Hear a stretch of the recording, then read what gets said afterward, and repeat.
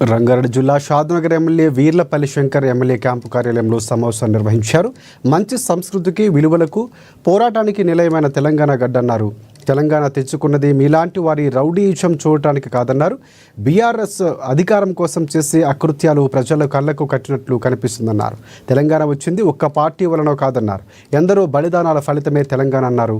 BRS నాయకులు చేసే అకృత్యాలపై న్యాయపరంగా పోరాడతామన్నారు. గడ్డ తెలంగాణ గడ్డ. పౌరుషం లేదనుకుంటే పొరపాటు, పోరాటం లేదనుకుంటే పొరపాటు. తప్పులు వల్ల మనం అందరం చూసినాం.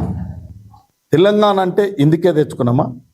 వీధి రౌడీలలాగా ప్రవర్తించడానిక, విఘ్నత లేకుండా ప్రవర్తించడానిక, విధేయత లేకుండా ప్రవర్తించడానికి తెలంగాణ తెచ్చుకున్నామా?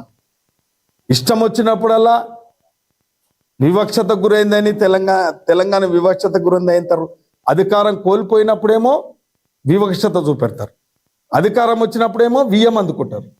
ఇదా సంప్రదాయం అన్నది? నిజంగా కళ్ళకు కట్టినట్లు కనబడుతుంది. వాళ్ళ స్వార్థ రాజకీయాలు, వాళ్ళ స్వార్థ కుటుంబాలు, వాళ్ళే ఎప్పుడు అధికారంలో ఉండాలనే ఒక తపన వాళ్ళ దగ్గర కనబడుతూ ఉంది. కాబట్టి ప్రజాస్వామ్యంలో ఎన్నో మార్పులు వస్తుంటాయి. ఎలా భారతదేశానికి స్వాతంత్రం వచ్చిన తర్వాత భారతదేశంలో రాజరికాలు పోయినాయి, రాజవంశాలు పోయినాయి, దొరల పాలన పోయింది, నియంత్రిత పాలన పోయింది. ఎలా ప్రజాస్వామ్య ప్రభుత్వాలు గ్రామ స్థాయి నుంచి దేశ స్థాయి దాకా ఎన్నో మార్పులు వచ్చినాయి.